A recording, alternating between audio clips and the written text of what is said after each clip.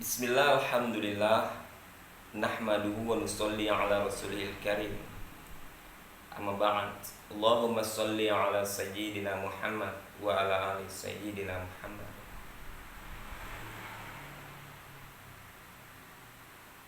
Hadirin muliakan Allah Subhanahu wa taala, yang senantiasa mencari daripada ridhonya Allah Subhanahu wa taala, mengharapkan hatinya tenang, masalah terselesaikan, keluarga sakinah mawaddah warahmah. Jadi ada satu daripada janji Allah Subhanahu wa taala. Satu janji daripada Allah Subhanahu wa taala. Dalam Quran Allah Subhanahu wa taala katakan, a'udzubillahi minasyaitonirrajim. Qul hazihi sabili ad'u ila Allah ala basirah ana wa man ittaba'ani. Jadi dalam Quran Allah perintahkan kepada kita, ulama tafsir katakan, qul hazihi sabili, katakanlah wahai Muhammad, hazihi sabili, inilah satu-satunya jalan bagi Rasulullah SAW dan umat Nabi SAW, umat Rasulullah SAW.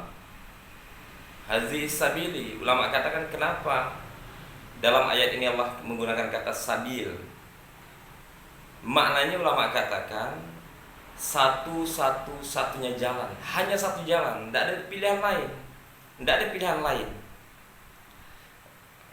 tidak ada pilihan lain, satu-satu jalan, yaitu apa? Jalan Rasulullah SAW untuk mencari keridhaan Allah Subhanahu wa taala, untuk mendapatkan kesempurnaan daripada amal. Ad'u ilallah, mengajak orang kepada Allah Subhanahu wa taala, mengingatkan orang. Jadi dakwah Rasulullah SAW itu membawa makhluk kenal kepada Allah Subhanahu wa taala, memahamkan kepada makhluk yang mana perintah Allah, yang mana larangan Allah Subhanahu wa taala, mengenalkan Allah, mengenalkan makhluk ke Allah. Maka dikatakan dakwah ilallah. Ini dakwahnya Rasulullah. Jadi memasukkan kebesaran Allah ke hati-hati manusia. Sehingga salah satu tujuan daripada dakwah yang kita lakukan sebagai umat baginda Nabi Sallallahu Alaihi Wasallam adalah bagaimana hari ini kita menjadi insan dakwah, suami yang berdakwah, istri yang berdakwah, anak-anak yang berdakwah, pegawai yang berdakwah, pedagang yang berdakwah, petani yang berdakwah. Apun kita umat, ketika kita mengaku adalah umat Nabi dan mengambil daripada kerja dakwah, jalan dakwah Rasulullah SAW, maka niat kita adalah untuk memperbaiki daripada diri kita. Hari ini mungkin pembicara bicara tentang pentingnya dakwah. Hakikatnya ketika pembicara ini bicara, ingin menanamkan kepahaman, keyakinan bahwa dengan jalan dakwah ini salah satu jalan mendapatkan keridhaan Allah Subhanahu wa taala, mendapatkan ampunan Allah Subhanahu wa taala, dan Allah Subhanahu wa taala akan memudahkan kita untuk mengamalkan apa yang kita dakwahkan. Hari ini ketika orang sering bicara uang, dia dakwahkan uang, ya kan? Kemudian dia mengajak istri, anak-anak dia untuk usaha atas uang. Maka yang pertama Allah berikan kekuatan mereka untuk mengusahakan uang, ya ahli keluarga ini, suaminya, anaknya yang tadi bicara uang.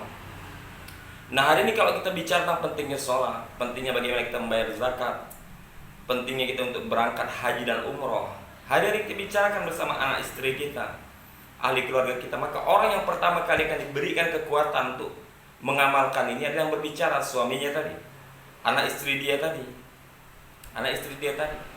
Maka dikatakan kul hazihi sabili ad'u ilallah, inilah jalan Nabi SAW, satu-satunya jalan ad'u ilallah, mengajak orang kepada Allah Subhanahu wa taala, mengajak orang kepada Allah Subhanahu wa taala ala basirah, dengan pandangan batin, bukan pandangan mata, dengan pandangan batin. Nampaknya hari ini kita berdakwah, mengajak orang taat pada Allah, mencegah orang dari berbuat maksiat kepada Allah Subhanahu wa taala. Nampaknya kita menghabiskan waktu kita, harta kita, diri kita habiskan, tapi hakikatnya pasti ini akan menjadi asbab datangnya pertolongan daripada Allah Subhanahu wa taala. Jadi asbab pertolongan daripada Allah Subhanahu wa taala. Pertama kepada diri kita pelaku dakwah, dan kepada ahli keluarga kita yang kita ajak mereka untuk menyempurnakan daripada dakwah, serta umat yang melakukan daripada dakwah. Semoga Allah SWT berikan kita hidayah menjadi insan-insan yang bisa menyempurnakan daripada dakwah kita, mengajak diri kita yang pertama untuk taat kepada Allah Subhanahu wa taala, menjauhi dari larangan Allah Subhanahu wa taala, kemudian ahli keluarga kita, anak istri kita bagaimana bisa taat pada Allah, kemudian kita bisa menjadi asbab hidayah untuk umat. Assalamualaikum warahmatullahi wabarakatuh.